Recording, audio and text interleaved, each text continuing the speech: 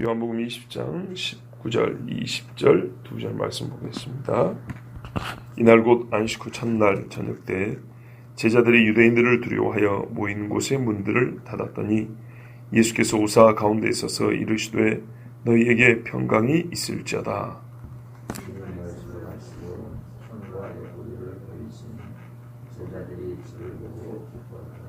아멘. 이날 어떤 날인가요?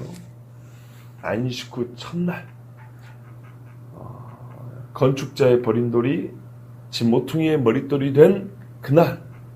시편 118편에 기뻐하고 즐거워하세 이날은 주의 정하신 날이요 이랬는데 뭐가 없으니까 이렇게 두렵죠? 그 모퉁이 돌이 없으니까요. 사실은 있는데 왜 있는데도 없는 게 되냐면 믿음이 없으니까요. 분명히 증인들인 여인들이 와서 알려줬는데도 불구하고 믿음이 없으니까 전혀 기뻐하지 못합니다. 그 믿음이 없다는 것은 실제로는 주님이 없다는 거죠. 그런데 우리 그 말씀에 이 제자들이 20절 끝부분에 보면 주를 보고 기뻐하더라 그랬습니다. 유대인들이 이 제자들을 여차하면 잡아 죽일 수도 있고 옥에 가둘 수도 있다는 환경은 하나도 안 바뀌었습니다. 근데 주님이 계시니까 기쁘죠. 우리가 간혹 그런 말 듣잖아요. 상황과 처지는 전혀 안 바뀌었는데 이 믿음이 있으니까 기쁘다. 주를 만나면 기쁘다라는 말을 들으면 솔직히 듣는 입장에서 그거를 믿는 사람이 아니다고 부정은 못하지만 동의도 잘 안 돼요. 내가 지금 무지하게 어려운 여러 가지 우리가 살면서 경험되는 일들 많이 있잖아요. 그중에 한 가지만. 그런데 그게 기쁘냐? 제가 제일 상상이 잘 되는 것. 어떤 일이 있어도 기쁘지 않을 것 같은 상상된 거는 아이를 잃는 겁니다. 부모가 자식을 잃는 거는 그 상황에 뭘 갖다 줘도 기쁠 수가 있겠습니까? 절대로 기쁠 수가 없죠. 절대로. 그런 걸 생각하면 기쁠 수가 없죠. 또 하나는 이 말씀 그대로입니다. 만약에 이 세상 사람들이 예수 믿으면 나 죽인다고 해가지고 지금 집 밖을 못 나가요. 실제로. 교회 모이면 딱 잡아가기 생겼어요. 요 앞에 경찰도 왔다 갔다 하고 또 막 돌 든 사람들, 칼 든 사람들. 그런 상황이라고 진짜 생각을 해보세요. 근데 내가 진짜 믿어요. 예수 믿고 구원을 받았어요. 그런데 교회 가면 내가 애기 됐고 교회 가면 딱 그 자리에서 잡혀서 생리별을 할 상황이에요. 그래서 교회를 지금 못 가고 집에 조금에 앉아 있어요. 믿음이 없는 건 아닌데 그 상황이 기쁠까요? 솔직히 안 기쁘죠. 그런데 지금 보세요. 기쁘다잖아요. 바로 그 상황인데 예수님을 보니까 기쁘다잖아요. 거꾸로 이제 상황을 바꿔볼게요. 바꾼 게 아니라 거기서 이제 하나만 추가해 볼게요. 내가 집에 그리 숨어 있는데 진짜로 주님이 내 눈앞에 딱 나타나셨어요. 그러면서 두려워하지 말라 그랬어요. 그러면 그때부터 두려울까요? 안 두려울까요? 안 두렵죠. 진짜입니다. 만약에 우리가 아이를 잃었어요. 아이는 나이가 많으나 적으나 자식을 잃은 상황이에요. 자, 그런데 슬퍼서 막 진짜 시험이 들 것 같아요. 왜 우리 주님이 안 지켰냐 막 그러고. 그래서 교회도 못 나오고 막 있어. 근데 주님이 딱 나타나가지고 내가 이러이러한 뜻에 의해서 이렇게 했다고 딱 설명을 해주면 그때부터 마음이 어쩔까요? 또 풀려지겠죠. 그저께 말씀드린 대로 이 배를 타고 왔는데 풍랑이 일었어요. 요즘에는 인터넷 같은데 그런 영상들도 잘 올라와 있으니까 한번 찾아보시면 파도가 얼마나 무서운지 몰라요. 진짜 집채만 하다는 말이 거짓말이 아니에요. 이 집을 한 방에 삼켜버릴 파도가 칩니다. 그런 파도 속에 옛날에 큰 배도 아니고 조그만 배들이 다니려면 목을 걸어야 돼요. 산을 넘고 다닌 겁니다. 배가 이렇게 막. 그런데 말입니다. 성경의 사도행전 14일 동안 해를 못 봤답니다. 2주 동안. 그래서 선원들도 죽었다, 뱃사람들도 죽었다고 생각하는데 바울 같은 사람은 오죽했겠습니까? 우리가 이번 여름 순회 때 사도행전을 읽을 거예요. 사도행전만 읽을 건데 고린도 후서 말씀을 같이 보면 사도행전에 기록된 바울의 행적이 자세하게 보이고 좀 더 그림이 그려집니다. 뭐라고 되어 있냐면 40에 하나 감한 매를 5번 맞았습니다. 3번 파선하였고 이렇게 되어 있습니다. 파선이 뭡니까? 배가 깨진 겁니다. 배가 깨진 일을 3번 겪었답니다. 고린도 후서 기록할 때까지 기준입니다. 이건 뭐 시기를 따져봐야 되겠지만 마지막 로마로 후송될 때에 그 유라굴로 만난 거는 포함이 안 됐을지도 모릅니다. 근데 사도행전에는 언제 파선했는지 언제 매를 맞았는지가 그렇게 다 기록이 되어 있지 않습니다. 그럼 우리가 그걸 읽으면서 추정을 해봐야 된다고요. 배를 타는 때가 있거든요. 이 배를 타고 갈 때 혹시 풍랑을 만났나? 이쪽 배를 타고 갈 때 그랬나? 이건 한번 우리가 좋은 의미에서 말씀을 이렇게 좀 그림을 그려봐야 돼요. 참 재밌습니다. 재밌는데요. 그걸 그려보면 마음이 진짜 뭉클해져요. 사도행전이 입체적으로 보인다 그러죠. 진짜 사람이 이 연속극을 보면 글로 써져 있는 대본을 연기를 하면 진짜처럼 보이잖아요. 이렇게 보면 왜 바울 하는지 이해가 돼요. 파선이란 게 이런 말이 2글자지 이게 얼마나 무서운 일입니까? 바다에서 배가 깨져버린 거예요. 그럼 어떻게 살았을까요? 배가 깨졌는데 어떻게 살았을까요? 나무 쪼가리 붙들고 산 겁니다. 우리가 상상하면 무슨 구명조끼가 있습니까? 뭐가 있어요? 그래갖고 어디 떠밀려 갔거나 아니면 또 다른 배가 와서 건져줬거나 그러면 여러분 바닷물 한번 잡숴 보셨죠? 해수욕장하고 한 번쯤 잡숴 보셨죠? 그게 아니라 배 터지게 한번 잡숴 보십시오. 바닷물이 일반 소금물하고 달라요. 그게 배에 차면 다른 거 못 먹어요. 병이 들어요, 병이. 근데 한번 상상해 볼까요?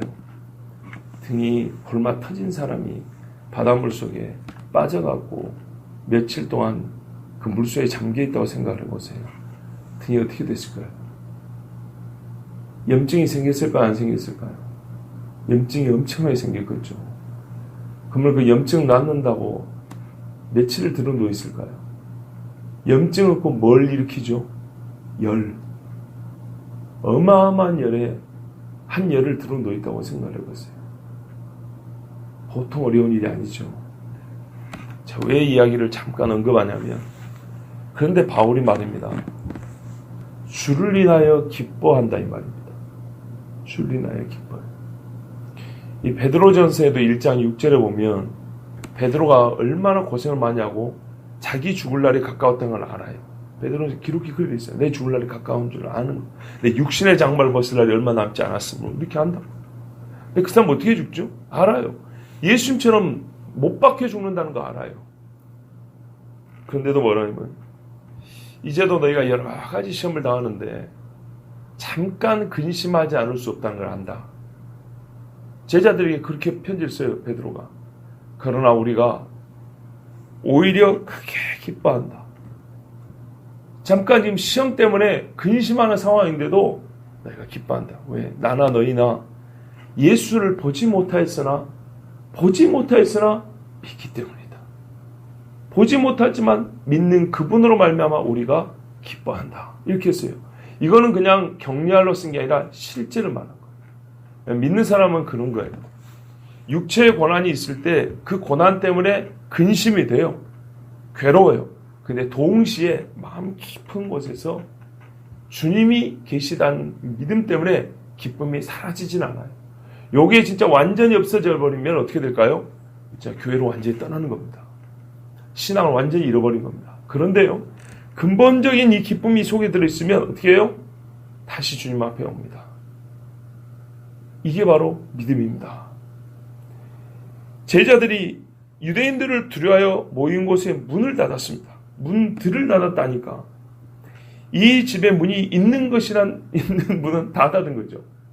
이 문을 닫다는 게 이렇게 똑깍 눌러서 닫는 요즘 말이 아니고 빗장을 걸었다는 얘기입니다. 이건 더 어려워요, 문 열기가. 그죠? 똑강해는 건 이렇게 예리하고 이렇게 하면 열리잖아요. 근데 빗장은요, 부셔야 되죠. 그런 문을 닫았어요.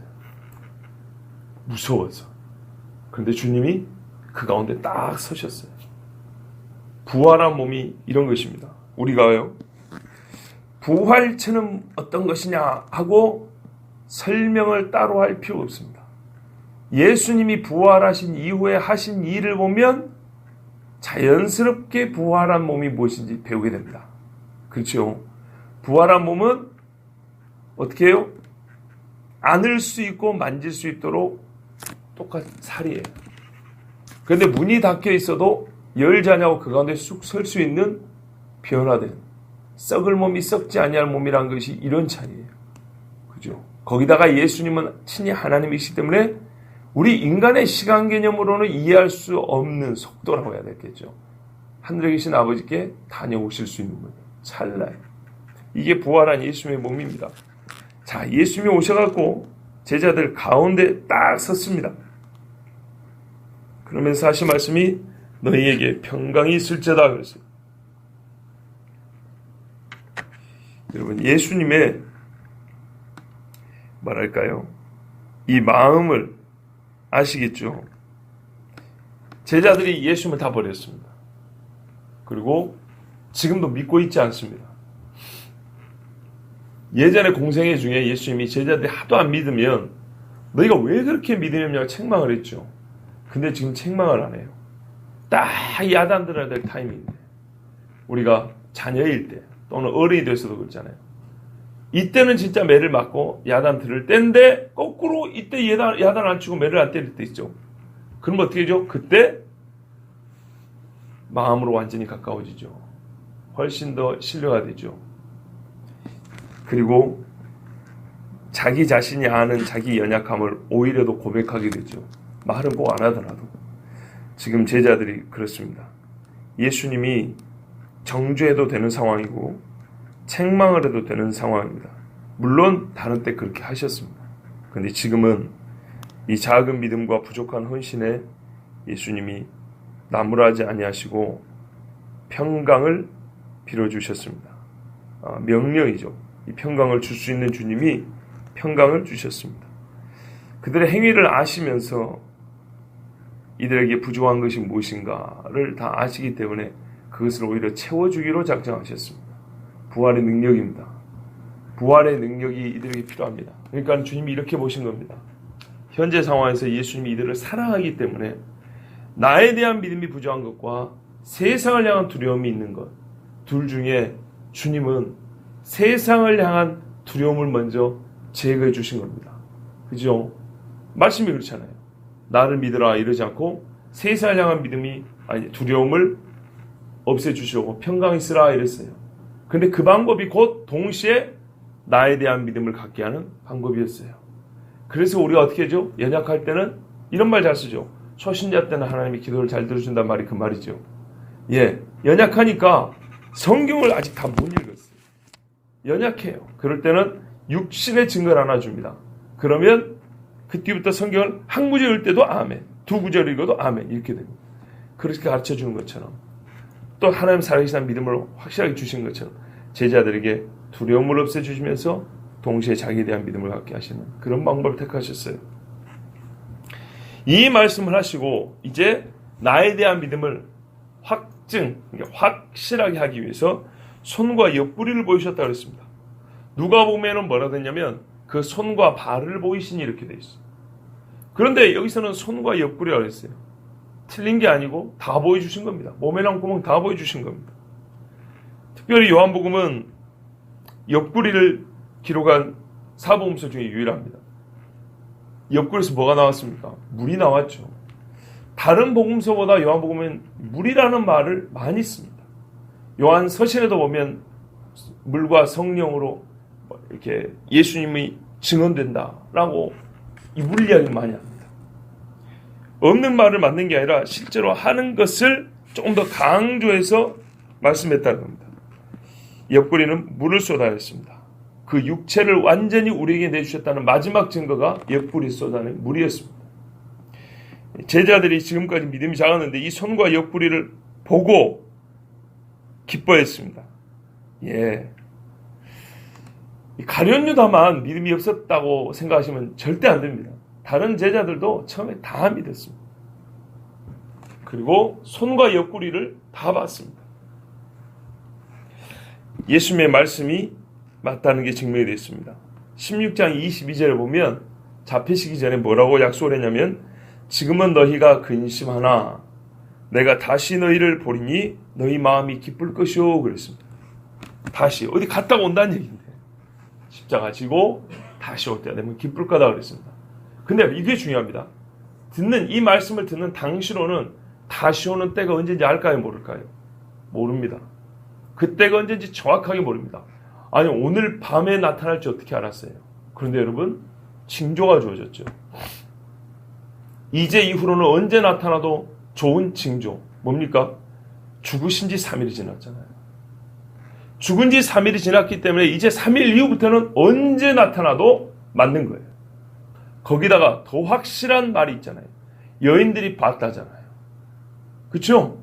여인들이 봤기 때문에 그 이후부터는 오늘 낮이 됐든 오늘 저녁이 됐든 내일 새벽이 됐든 언제 와도 놀랍지 않죠. 바로 그거예요. 주님 다시 오실 때도 그런 거예요. 다시 온다 그랬어요. 그날과 그 시는 몰라요. 그날과 그 시는 모르는데 어마어마한 징조와 증거를 주셨어요. 기록된 것만 해도 얼마나 많습니까? 예수님 부활하고 만난 것도 마찬가지예요. 아까 말씀드린 대로 징조가 잡혔어요. 채찍에 맞았어요. 얼마나 많이 우리가 지금 들으셨죠? 예수님 고난당할 때 성경이 다 이루어졌다는 거. 부활까지 수십 가지가 이 며칠간에 다 이루어졌어요. 그런 거예요. 마지막 주님 만날 때 되면 그 짧은 어간에 표현상 그렇지만 몇백 년어치보다 많은 성취가 일어나는 거예요.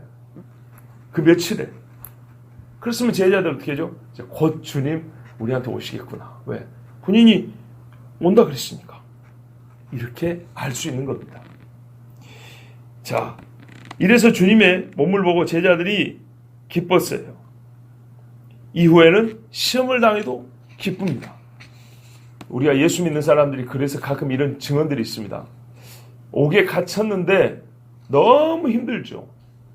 맞아서 힘들고 배고프고 병들고 가족들도 보고 싶고 그런데 어느 날 꿈에 주님이 나타났다. 나는 하나도 힘든지 몰랐다. 이런 말들이 있어요. 우리가 철로역정이나 유명한 책을 알고 있는데 그 책을 지은 존 버년도 1600년대에 청교도 목사인데요. 너무나 옥살이를 많이 하고 힘들었어요. 그런데 옥에서 주님을 만났어요. 옥에서 만난 주님을 경험하고 쓴 책이에요. 그것만 쓴 건 아니죠. 몇 권의 책을 썼는데 지금까지도 우리 신앙인들의 고전으로 자리 잡고 있어요. 수많은 사람들의 믿음에 격려가 되는 책이 되었습니다. 예, 오늘 수요일날 여러분 많이 피곤하신데 제가 사실은 21절까지 설교를 준비했습니다. 실수로 20절까지 말인데 21절까지 한 절을 더 봐야 되겠습니다. 예수 그리스도 이르시되 너희에게 평강이 있을지어다 아버지께서 나를 보내신 것 같이 나도 너희를 보내노라 그랬습니다. 자, 여기서 한 번 더 예수님 평강을 얘기합니다. 이게 중요합니다. 먼저는 평강이 있을지어다 말씀한 다음에 예수님을 보고 믿게 하셨고 두 번째는 평강이 있을지어다 하면서 보냈습니다. 이게 중요합니다. 왜냐하면 그리고라는 말이 생략된 것 같기 때문에 평강을 먼저 얻고 믿는 것이고 평강을 먼저 얻고 세상을 향해 나가는 겁니다. 그 앞에 평강은 뭐죠? 예수님의 대속됨을 믿기 때문에 마음에 오는 영적인 안식입니다. 하나님과의 화해입니다. 그 다음에 오는 평강은 뭐죠? 하나님과 화해가 되고 하나님 사이에 두려움 없으니까 세상을 향하여 두려움이 없이 이제 나가는 겁니다. 아까 뭐라 했습니까? 유대인들이 두려워 문을 닫았죠. 이게 깨진 겁니다. 그래서 제가 지금 21절까지 봐야 됩니다. 유대인들이 들어온 문을 닫았는데 주님을 만났는데 어떻게 해야 되죠? 이제 문을 열어야죠. 이게 예수님이 직접적으로 그게 가능하도록 평강이 있을지어다 이렇게 해준 겁니다. 그리고 아버지께서 나를 보내신 것 같이 나도 너희를 보낸다. 이것도 이미 17장 18절에 보면 예수님 하신 말씀입니다. 아버지께서 나를 세상에 보내신 것 같이 나도 그들을 세상에 보내었나이다. 그랬습니다. 요거는 예수님이 하나님께 한 기도였습니다. 이게 중요하거든요. 앞에 너희에게 평강이 있으라 이거는요.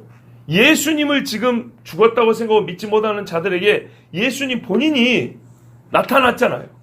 그러니까 예수가 죽었다라는 일로 말미암아 두려움을 없애주는 겁니다.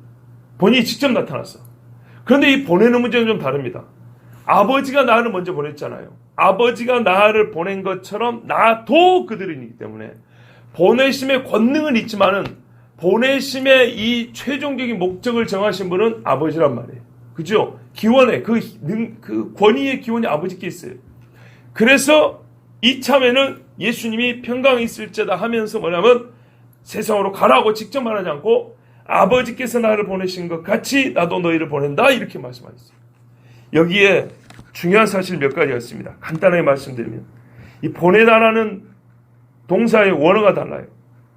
이 아버지께서 나를 보내다 하고 내가 너희를 보내다는 이 헬라어 말이 다른데요. 뭐 아페스탈케, 펜퍼 뭐 이거는 뭐 구체적으로 알 필요는 없습니다. 하여튼 말이 달라요.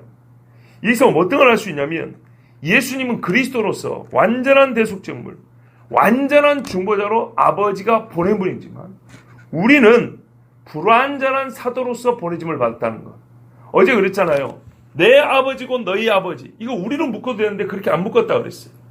이거는 동일한 호칭으로 하나님을 부를 수 있지만은 그렇다고 그 관계가 예수님과 아버지의 관계와 제자들과 아버지의 관계가 동일한 관계성, 동일한 상관성이 있는 건 아니다 그랬어요.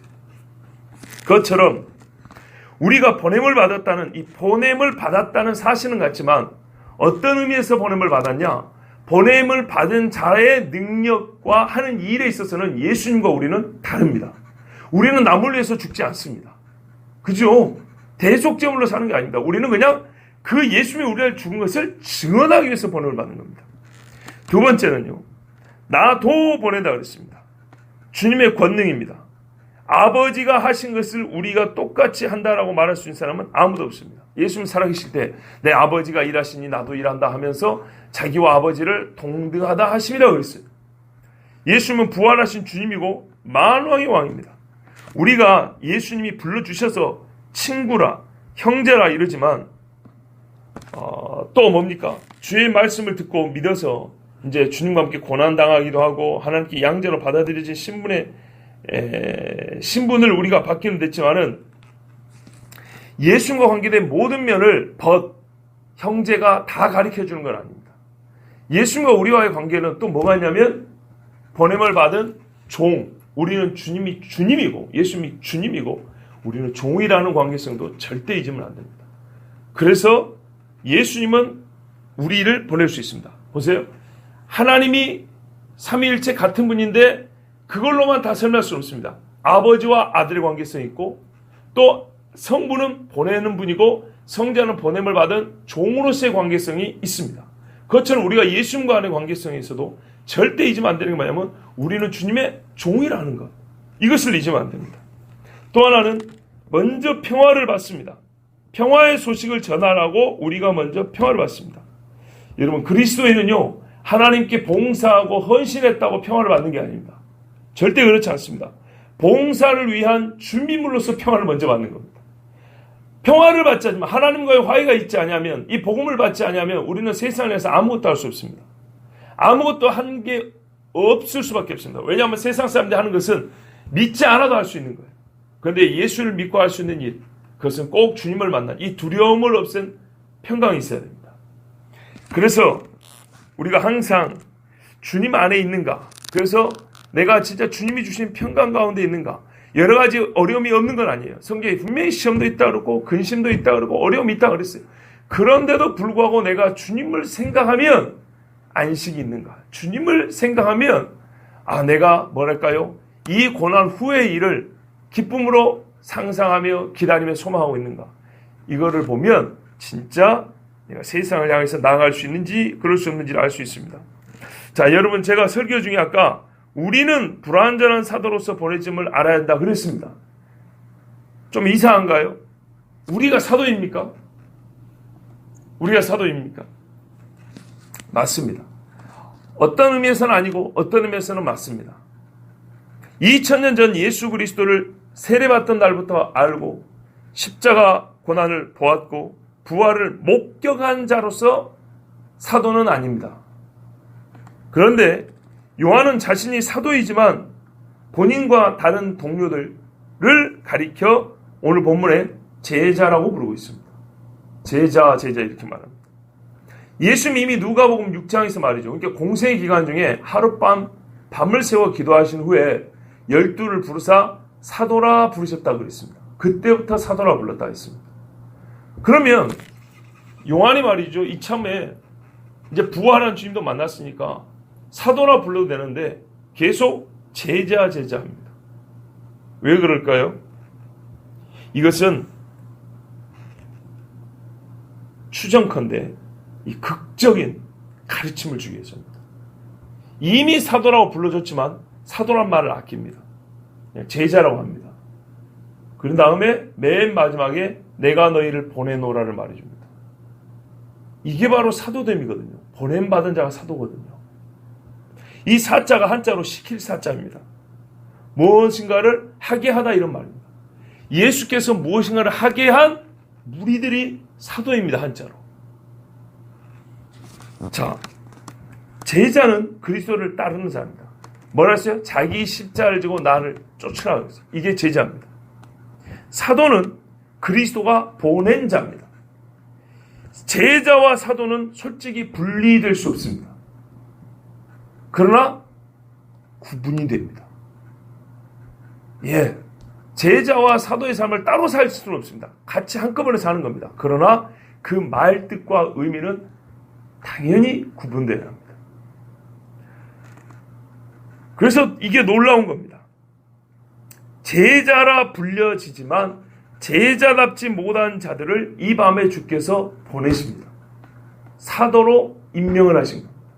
예전에는 임명장을 줬다면 이제는 사도의 사명을 직접 줘버리는 겁니다. 그렇죠. 이게 이 마지막 극적인 반전. 따르지도 못해가지고 십자가 앞에 근처도 못 가니까. 그런데 그 인간들을 지금 예수님이 먼저 찾아와가지고 어디까지 가서 이 한마디, 이 짧은 몇 분 동안에 예수님이 어디까지 나가십니까? 사도로까지 그들을 보내십니다. 그래서 주의 택하심과 부르심에는 후회하심이 없다는 말씀도 우리가 생각이 됩니다. 자, 우리가 다 이와 같은 자입니다. 주의 은혜를 많이 받았습니다. 구원을 받았습니다. 그런데 우리가 이 편한 세상 속에서도 잘 따르지를 못합니다. 그런데 주님은 우리에게 따르지도 잘 못하는 자들에게 세상으로 보냅니다. 사명을 줘서 보냅니다. 물론 우리가 그 일을 잘 하지는 못합니다. 그런데 중요한 건 뭐냐면 오늘 이 말씀의 중요한 건 뭐냐면 내가 그 일을 얼만큼 잘하고 있느냐를 말하는 게 아니고요. 주께서 우리에게 주신 것을 말씀하는 겁니다. 주님이 찾아와서 우리가 구원을 받았습니다. 평강을 얻었습니다. 그리고 주님이 먼저 말씀하셨습니다. 내가 세상에 너희를 보낸다. 감사하게도 어떻게 보낸답니까? 아버지가 나를 보낸 것처럼 그렇게 보낸답니다.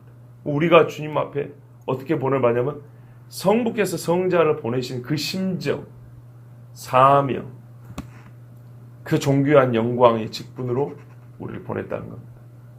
우리가 사실 하나님 말씀을 세밀히 보지 않냐고 또는 깊이 묵상하지 않기 때문에 받은 것이 많다고 말할 때 역시 아까처럼 부정은 못하는데 뭘 받았는지 내가 예수 믿고 산다는 게 무슨 의미인지 스스로 잘 모를 때가 많습니다. 그럼 오늘 말씀은 우리의 이 부족한 지각이나 우리가 잘 알지 못하는 믿음의 그 구석구석을 가르쳐주고 있습니다. 제자들도 숨어 있으니까 다 겁쟁이로 자기들 생각하고 자기들이 누군지 잘 몰랐을 겁니다. 근데 예수님은 그들을 다시 세워주셨습니다. 부활의 권능으로 제자로 사도로 세워주셨습니다. 여러분 항상 우리가 육신의 연약함으로 하나님 앞에 참 이렇게 서 있습니다. 그런데도 불구하고 우리 주님은 역시 우리에게 찾아와 주셔서 평강을 주시고 사도의 사명을 주십니다. 주님 오실 때까지 이 사명을 잘 감당하는 우리가 되기 바랍니다. 기도하겠습니다. 하나님 아버지 감사합니다.